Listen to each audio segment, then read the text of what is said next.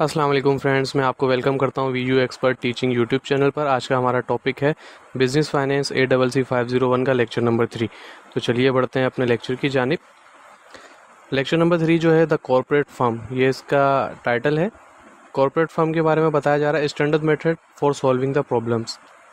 Standard method follow किया जाता है प्रॉब्लम्स को सॉल्व करने के लिए। स्टैंडर्ड मेथड से मुराद ये है कि कॉर्पोरेट फर्म जो है उसमें बहुत से स्टैंडर्ड्स होते हैं जिसको वो फॉलो कर रही होती है। जैसे ISO 9001 है, इन्वायरमेंटल से रिलेटेड जो स्टैंडर्ड होते हैं, ISO स्टैंडर्ड्स जो सारे होते हैं वो सारे फॉलो किए जा रहे होते हैं। और दूसरा, फर्म कॉर्पोरेट फर्म की एक ये एडवांटेज होता है कि लार्ज अमाउंट में कैश जो है वो राइज किया जा सकता है। फॉर्म्स ऑफ बिजनेस ऑर्गेनाइजेशन पिछले लेक्चर में हम पढ़ चुके हैं। अगर आप मेरे चैनल पर ACC 501 बिजनेस फाइनेंस के पूरे लेक्चर्स की एक प्लेलिस्ट मौजूद है, आप उसको देख सकते हैं।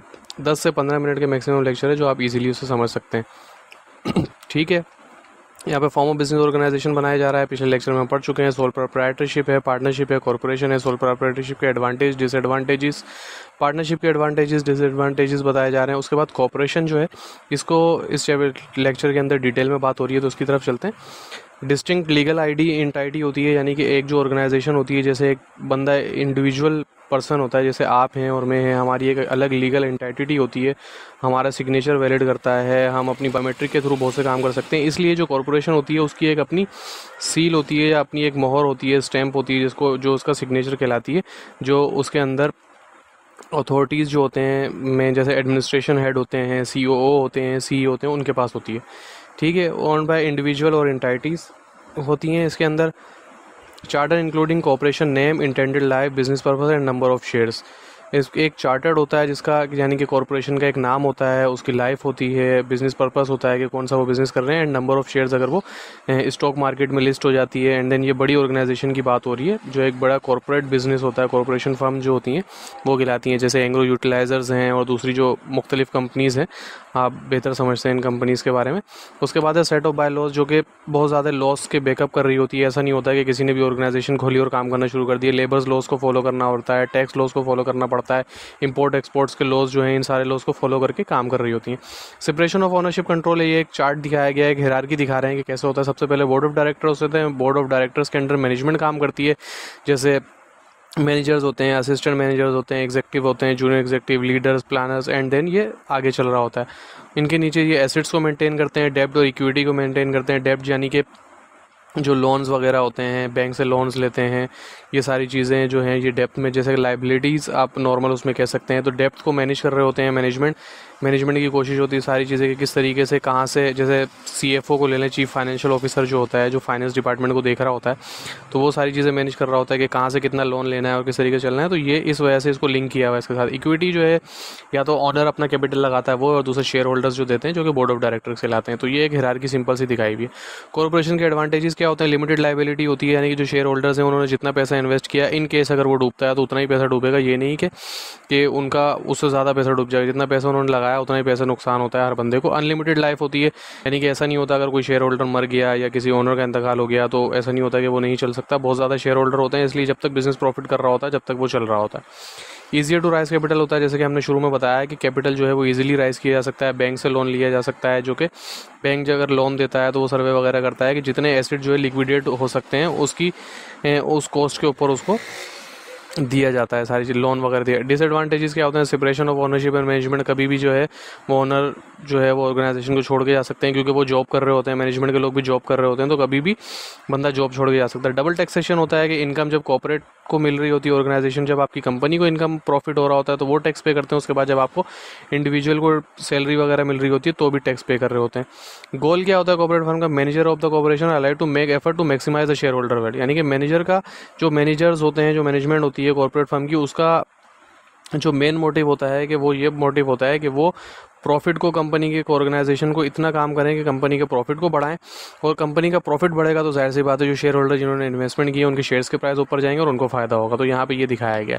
Financial manager is to maximise the current value per share, वही बात हो रही है कि करंट वैल्यू जो है, फाइनेंशियल मैनेजर जो होता है उसकी ये कोशिश होती है कि जो वैल्यू पर शेयर है वो बहुत ज़्यादा बढ़े, जितना उसको बढ़ा सकता है तो वो बढ़े, ये उसकी होती है। सेल्फ ऑफ कॉन्ट्रैक्ट परस्पेक्टिव चाह रहे हैं कि बहुत सारे कॉन्ट्रैक्ट्स होते हैं जिसके अंडर जो है कंपनी काम कर रही होती है, जैसे कि शेयर होल्डर्स और मैनेजर्स के दरमियान बहुत ज़्यादा कॉन्ट्रैक्ट होते हैं, जैसे कि बोर्ड ऑफ डायरेक्टर्स जो हैं सॉरी शेयर होल्डर्स जो हैं वो सेलेक्ट करते हैं मैनेजमेंट को, यानी कि शेयर होल्डर्स की मीटिंग होती है, उसमें एक सीओओ या सीई जो ऑफिसर, चीफ एग्जीक्यूटिव ऑफिसर जो होता है वो ऑर्गेनाइजेशन का चुना जाता है, उसको हेड लगाया जाता है, फिर वो जो होता है वो सेलेक्ट कर रहा होता है मैनेजर्स को और डिप्टी मैनेजर्स को और सारी मैनेजमेंट को वो हायर कर रहा होता है और वो लेके चल रहा होता है। तो वो कॉन्ट्रैक्ट होते हैं डिफरेंट लोगों के दरमियान। तो शेयर होल्डर से यहाँ मुराद आप एक चीफ एग्जीक्यूटिव ऑफिसर को ले लेते हैं कि वो अपने अंडर जब सीईओ लगाता है तो उससे एक कॉन्ट्रैक्ट किया जाता है कि 2 साल तक आप ऑर्गेनाइजेशन छोड़ के नहीं जाएंगे, ये हमारी पॉलिसी है, इस पर अमल करेंगे। तो ये सारी चीज़ें हो रही होती हैं कि पॉलिसी मेकिंग जो होती है, ये सारी चीज़ें उसके कॉन्ट्रैक्ट के बारे में बताया जा रहा है। यहाँ पर फिर ये बताया जाता है share holder can device contract that align the incentive of the manager with the goals of the share holder, यानी कि मैनेजर्स के जो इंसेंटिव्स है, उसको जो सैलरी मिलेगी, दूसरी चीज़ें मिलेंगी, सब कुछ जो होगा उसकी कहीं ना कहीं अलाइनमेंट जो है वो शेयर होल्डर की होती है। यानी कि मेन फोकस जो होता है वो आपका शेयर होल्डर होता है, जिसने यानी कि आपके बॉसेस होते हैं, शेयर होल्डर एक तरीके से बॉसेस ही होते हैं। तो वो जितना पैसा लाएंगे, आपका मेन मोटिव मैनेजमेंट का क्या होता है या मैनेजर्स का क्या होता है कि शेयर होल्डर्स को फ़ायदा होना चाहिए, खुद को भी फ़ायदा होना चाहिए एंड अल्टीमेटली शेयर होल्डर्स को फ़ायदा होना चाहिए। यहाँ पे बताया जा रहा है share holder can monitor the manager. एक जाहिर सी बात है, अब एक बंदा अगर कंपनी में पैसा लगा रहा है, ये एक नॉर्मल शेयर होल्डर्स से बात नहीं हो रही, जैसे कि शेयर होल्डर्स कुछ ज़्यादा जैसे चीफ एग्जीक्यूटिव ऑफिसर्स होते हैं या बहुत क्लोज जो बोर्ड मेंबर्स होते हैं, बोर्ड ऑफ डायरेक्टर्स जो होते हैं, वो मॉनिटर कर रहे होते हैं मैनेजमेंट के बिहेवियर को कि मैनेजर किस तरीके से काम कर रहे हैं, हमें फ़ायदा हो रहा है या नहीं हो रहा है। थोड़े थोड़े अरसे के बाद मीटिंग्स हो रही होती हैं और सारी चीज़ें हो रही होती हैं। उसके बाद एक और चीज़ है, एजेंसी भी होती है कि बहुत से लोग प्रिंसिपल्स जो हैं वो एजेंसी को हायर कर लेते हैं और अपना इंटरेस्ट उसके थ्रू रिप्रेजेंट कर रहे होते हैं। यानी कि एक बहुत बड़ी ऑर्गेनाइजेशन होती है, जब एक शेयर होल्डर्स होते हैं जो बहुत ज़्यादा लोगों को रख के काम करवा रहे होते हैं, बहुत जगह इन्वेस्टमेंट कर रहे होते हैं, तो ऐसा नहीं हो सकता कि वो हर चीज़ को लेके चलें। तो वो क्या करते हैं कि एजेंसीज़ को हायर कर लेते हैं, वो एजेंसीज़ जो आगे मॉनिटर कर रही होती हैं। और नीचे बता रहे हैं ये पर्पल हाईलाइट इस वजह से किया हुआ है कि इस टेक्स्ट के अंदर, इस लेक्चर के अंदर जो चीज़ें पर्पल हाईलाइट हैं वो मे बी पॉसिबल इंपॉर्टेंट है, उनसे क्विज आ सकते हैं, और जो येलो हाईलाइटेड हैं वो इस लेक्चर में इंपॉर्टेंट है, वो आप पढ़ सकते। अगर आपको हाईलाइटेड नोट्स चाहिए तो वीडियो को लाइक करें, शेयर करें, चैनल को सब्सक्राइब करें। डिस्क्रिप्शन के अंदर मेरा ईमेल आईडी मौजूद है, मुझे ईमेल करें ताकि मैं आपको ये फाइल सेंड कर दूँ। सब्सक्राइब ज़रूर करें, वीडियो को लाइक ज़रूर करें, कमेंट करें। आपको सिर्फ 1 मिनट लगेगा, लेकिन ये हमें बहुत मोटिवेशन देगा कि आपके लिए मज़ीद लेक्चर्स की वीडियोज़ बनाएं और सारी चीज़ें करें। मोटिवेशन इज़ रिक्वायर्ड, जैसे कि आपको पढ़ने के लिए मोटिवेशन रिक्वायर्ड है, ऐसे हमें भी मोटिवेशन रिक्वायर्ड है कि हम अपनी कीमती टाइम में से टाइम निकाल रहे हैं, आपके लिए लेक्चर्स वगैरह बना रहे होते हैं, इतनी मेहनत कर रहे होते हैं। आप सिर्फ वीडियो को लाइक ज़रूर करें, शेयर करें और सब्सक्राइब करें। जी, बढ़ते हैं फिर मैनेजरियल गोल्स आ रहे हैं कि मैनेजर्स को गोल्स क्या होते हैं। अब यहाँ पे एक वर्ड आ रहा है एक्सपेंसिव प्री रिक्वेस्टीज, यानी कि ये हम गूगल की तरफ चलते हैं। देखिए एक्सपेंसिव प्री रिक्वेस्टीज क्या होते हैं। प्री रिक्वेस्टीज में be define as any casual emolument और benefit attach to an office और position in addition to salary और वेजेस। यानी कि मैनेजर्स जो होते हैं, मैनेजरियल गोल जो होते हैं वो उनका ये होता है एक्सपेंसिव प्री रिक्वेस्टीज होते हैं। वो ये शेयर होल्डर्स की मद में बात की जा रही है कि शेयर होल्डर्स के लिए, शेयर होल्डर्स के जो वो होते हैं वो डिफरेंट होते हैं और मैनेजर के गोल जो है वो डिफरेंट होते हैं। अब शेयर होल्डर्स के पॉइंट ऑफ व्यू से देखें तो उसको मैनेजमेंट जो है वो बहुत महंगी पड़ रही होती है, इससे वो बहुत जितना एक्सपीरियंस मैनेजर होगा वो इतनी ज़्यादा सैलरी लेगा। और मैनेजरियल गोल क्या होते हैं कि अच्छे शेयर होल्डर्स को मिले, जो फर्म बहुत ज़्यादा प्रॉफिट ले रही है उसके पास जाए ताकि वो ज़्यादा सैलरी दे सके। तो यहाँ पर ये बात हो रही है कि मैनेजरियल गोल और शेयर होल्डर गोल जो है वो डिफरेंट होते हैं। उसके बाद है do share holder control manager behaviour. बिल्कुल सिंपल सी बात है, ये वही चीज़ है जो नीचे ऊपर रिपीट हुई है कि भाई principal hire an agent to represent their interest, यानी कि स्टॉक होल्डर्स जो होते हैं, जो शेयर होल्डर्स होते हैं, वो हायर करते हैं एजेंसीज को ताकि मैनेजमेंट को कंट्रोल किया जा सके। तो यहाँ पर आ रहा है share holder vote for the board of director who in turn to hire the management team, यानी कि बिल्कुल कंट्रोल कर रहे होते हैं कि शेयर होल्डर्स के हाथ में होता है कि भाई वो वोट करेंगे तो ही बोर्ड ऑफ डायरेक्टर सेलेक्ट होंगे और वो बोर्ड ऑफ डायरेक्टर जो है वो आगे जाके मैनेजमेंट की टीम को हायर करेगा। तो इस तरीके से मैनेजरियल बिहेवियर कंट्रोल कर रहे होते हैं, क्योंकि बोर्ड ऑफ डायरेक्टर जब एक दफ़ा सेलेक्ट हो जाता है तो फिर थोड़े अरसे के बाद दोबारा एक वोटिंग हो रही होती है। उसको पता है अगर मैं परफॉर्म नहीं कर पाऊंगा, मेरे नीचे मैनेजमेंट की टीम परफॉर्म नहीं करेगी, तो मैं दोबारा सिलेक्ट नहीं होऊंगा। तो इस वजह से तमाम का इंटरेस्ट जो है वो एक दूसरे के साथ जुड़ा हुआ होता है, इंटर रिलेशनशिप होता है इनके बीच में। अगर एक परफॉर्म नहीं करेगा तो दूसरा उसको निकाल देगा, दूसरा परफॉर्म नहीं करेगा तो वो नीचे, यानी कि अगर बोर्ड ऑफ डायरेक्टर जिसको सेलेक्ट करते हैं अगर उसके नीचे की टीम परफॉर्म नहीं करेगी तो वो उसको निकाल देंगे, टीम परफॉर्म करेगी तो उसको पता है कि ये रहेंगे तो हम रहेंगे। तो ये सारे मामला चल रहे होते हैं। If the manager fail to maximise share price they may be replace in hostile take over, यानी कि उनको बिल्कुल रिप्लेस कर दिया जाएगा या तो फिर शेयर बोर्ड ऑफ डायरेक्टर में से कोई और आके बैठ जाएगा और वो उसको टेक ओवर कर लेगा और वो सारी ऑर्गेनाइजेशन को चलाने लग जाएगा। अब यहाँ पर आ रहा है मैनेजरियल कंपनसेशन, यानी कि आप मैनेजमेंट को कैसे कंट्रोल कर सकते हैं, जो मैनेजमेंट की जो टीम होती है उसको कैसे कंट्रोल कर सकते हैं। इंसेंटिव्स दे सकते हैं to align management stock holder interest, यानी कि आप इंसेंटिव्स दे सकते हैं डिविडेंड की सूरत में स्टॉक होल्डर्स को दे सकते हैं और इंसेंटिव्स की सूरत में मैनेजमेंट को दे सकते हैं। इंसेंटिव्स क्या चीज़ होती है, जैसे कि यहाँ पे हम देख लेते हैं, इंसेंटिव है, रिकग्निशन एंड रिवॉर्ड्स है, रेफरल प्रोग्राम है, प्रोफेशनल डेवलपमेंट है, यानी कि उनको ट्रेनिंग्स वगैरह करवा सकते हैं, प्रॉफिट शेयरिंग हो सकती है, हेल्थ एंड वेलनेस हो सकती है, यानी कि आप मेडिकली बहुत उनको अच्छी की पैनल दे सकते हैं इन केस अगर कोई मसला हो, बोनसेस दे सकते हैं, राइजेस दे सकते हैं, फन गिफ्ट दे सकते हैं। वेलनेस में आ जाता है जैसे कि आप उनको ट्रैवल प्लान वगैरह देख लें फैमिली के साथ ट्रैवल करने के लिए, तो ये सारी चीज़ें दे सकते हैं।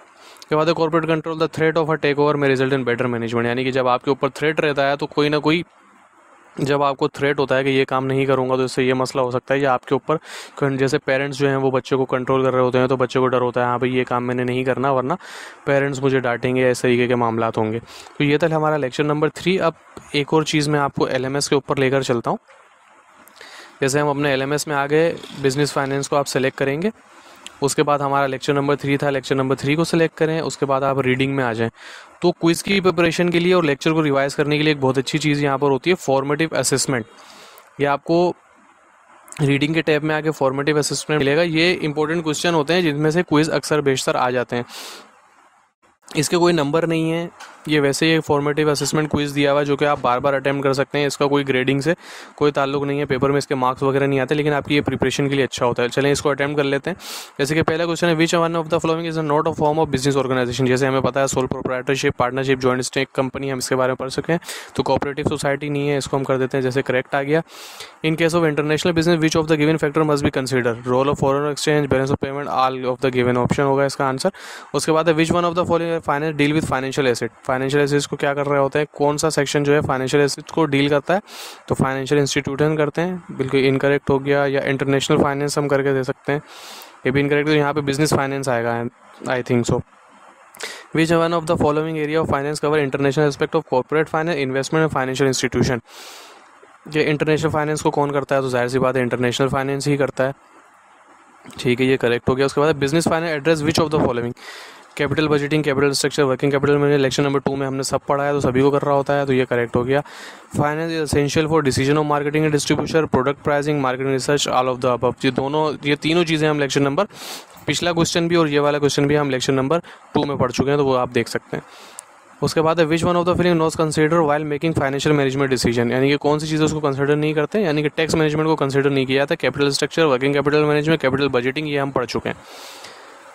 उसके बाद है evaluating the size, timing, risk of future cash flow is the principle of dash, capital budgeting में आता है ये।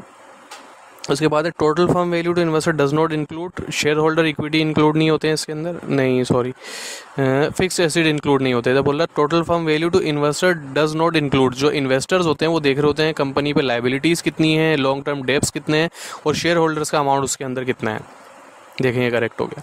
वह difficult to sell ownership in it term is one of the disadvantages of sole proprietorship, limited liability company, corporation and partnership, यानी कि ownership interest जो है वो सेल करना मुश्किल होते हैं किसके अंदर, कॉर्पोरेशन में भी पॉसिबल, लिमिटेड लाइबिलिटी कंपनी ये भी नहीं है। मेरे ख्याल से सोल प्रोप्राइटरशिप में सेल ऑफ ओनरशिप इंटरेस्ट करना मुश्किल होता है क्योंकि एक ही ओनर होता है तो वो अपनी ओनरशिप कैसे बेच सकता है, तो ये मेरे ख्याल से सोल प्रोप्राइटरशिप, जब आप इसको दोबारा से स्टार्ट ओवर करके भी इसको अटेम्प्ट कर सकते हैं। उसके बाद है which one of the following disadvantages of sole proprietorship on a business, यानी कि सोल प्रोप्राइटरशिप का डिसएडवांटेजेस क्या होता है, लोअर स्टार्टअप को, maximum unlimited liability, nominal variable cost या अनलिमिटेड लायबिलिटी। जी हाँ, अनलिमिटेड लायबिलिटी होती है, यानी कि जितना ओनर ने लगाया उसको उतना ही नुकसान होगा। ऐसा नहीं होता, ओनर लगाता है, मेहनत करता है तो उसको काफ़ी ज़्यादा नुकसान हो जाता है। अनलिमिटेड लायबिलिटी होती है, यानी कि लिमिटेड नहीं होती। ऐसा नहीं है कि जितना पैसा उसने लगाया उतना ही नुकसान होगा, वक्त के साथ साथ वो मजीद पैसा लगाता रहता है तो उसको ज़्यादा नुकसान होता है।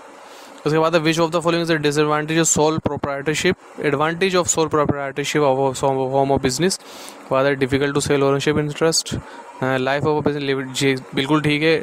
एडवांटेज तो नहीं होता है कि life of business limited to life of owner, ये तो disadvantage, nominal legal cost, unlimited liability, मेरे ख्याल नॉमिनल लीगल कॉस्ट होगी क्योंकि लीगल कॉस्ट कुछ भी नहीं लगानी पड़ती बगैर लीगली किसी उसके कॉर्पोरेट सोल प्रोप्राइटरशिप है उसके लिए इतनी लीगल इन्वायरमेंट नहीं होती, तो पिछले सवाल का जो है नॉमिनल लीगल कॉस्ट उसका आंसर था। Which of the following is a disadvantage of partnership form of business. Partnership form का क्या डिसएडवांटेज है? Easy access to profit, nominal legal cost, unlimited life, shared responsibility. Disadvantages क्या होता है partnership form of business का? Which of the following disadvantages of partnership form of business? Nominal legal cost, मेरे ख्याल से अनलिमिटेड लाइबिलिटी होगा। Which one of the following is advantage of partnership form of business? Advantage क्या होता है? Share responsibility, automatic, easy dissolution, unlimited liability. मेरे ख्याल share responsibility हो सकता है यहाँ पे। Which of the following statements false about partnership form of business? The liability of the partner from डेब्ट business unlimited, each partner is an agent of partnership, liability for action by other partner, there is no risk of disagreement. ये जो है false होगा कि कोई भी disagreement नहीं हो सकता। पार्टनरशिप में सबसे बड़ा मसला ये है कि डिसएग्रीमेंट हो जाता है उनके दरमियान। तो इसमें 5 सवाल हमारे गलत हुए हैं, 10 हमारे करेक्ट हुए हैं। गलत इस वजह से हो गया कि मैं जल्दी में हूँ, वीडियो लंबी ना हो जाए, तो आप इसको रिपीट करके दोबारा देख सकते हैं। ठीक है, thank you so much. Video को लाइक करें, चैनल को सब्सक्राइब करें और वीडियो को शेयर ज़रूर करें, और इसमें बताएं कि हमें किस तरीके से हम इस वीडियोज़ को बेहतर बना सकते हैं। Thank you so much.